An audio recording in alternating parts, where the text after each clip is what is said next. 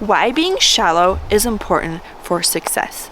Maybe you grew up in a very type A family where the only things that mattered were work, studying, and doing something productive. But your soul yearned for the beautiful, idle spending of time where you would just lounge around and read a book or paint a little picture or spend time searching out furniture and decorating your apartment. So this video is the permission slip you need to start dedicating time to fun and pleasure. Growing up, I was an A student and I was also an athlete. And once I graduated college, I found it very difficult to make time for things I really wanted to do. And I think I still struggle with that things that aren't productive or important just don't deserve time on the schedule. However, those are the things that bring me the most joy. And what's really more important in life than being happy? So maybe you liked building those tiny houses for dolls. Maybe you love to paint your house different colors. Maybe you love to spend hours and hours on Pinterest picking out outfits and then trying to recreate them in your life. Whatever it is, this is my call and my challenge for you to find that and dedicate at least 1 hour a week to it, because 1 hour is obviously not going to tip the scales in on your productivity or your effectiveness, but it will add fire to your soul. It's especially important for someone with a feminine essence.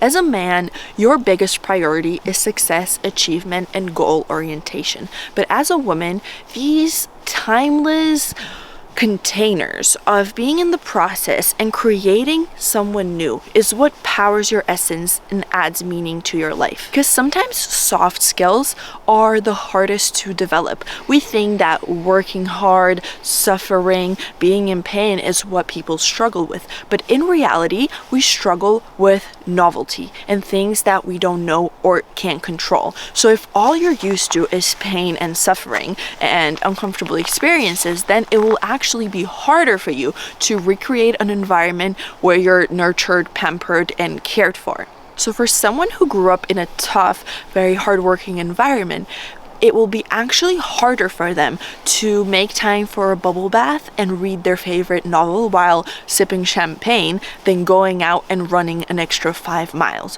While if you just look at them objectively, running 5 miles seems harder than laying in a bath and drinking champagne. But for a lot of people, idling around and, just relaxing and giving themselves the care they need will seem like an impossible task. Because it's not an either or. We think that if we start lounging and drinking tea in the middle of the day or buying some magazines, we're just gonna go off the rails and do nothing productive ever again. But is that really true? That is the fear of our brain that it has for relaxing. So it's not an either or. It's not I work super hard all the time or all I do is lounge. It's finding that balance between doing what you must and making time for things that you love.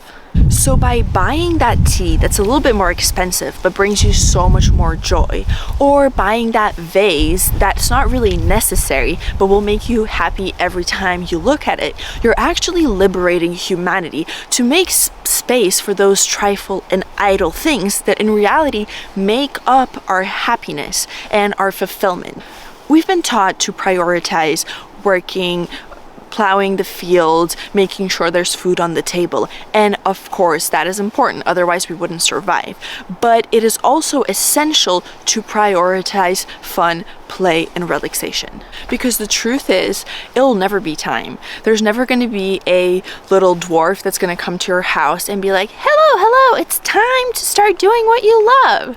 So I'm that dwarf, and I'm calling you out to schedule in soul replenishing, joyful things like escape rooms and hikes and walks and time with your dog that no one will come and make you do.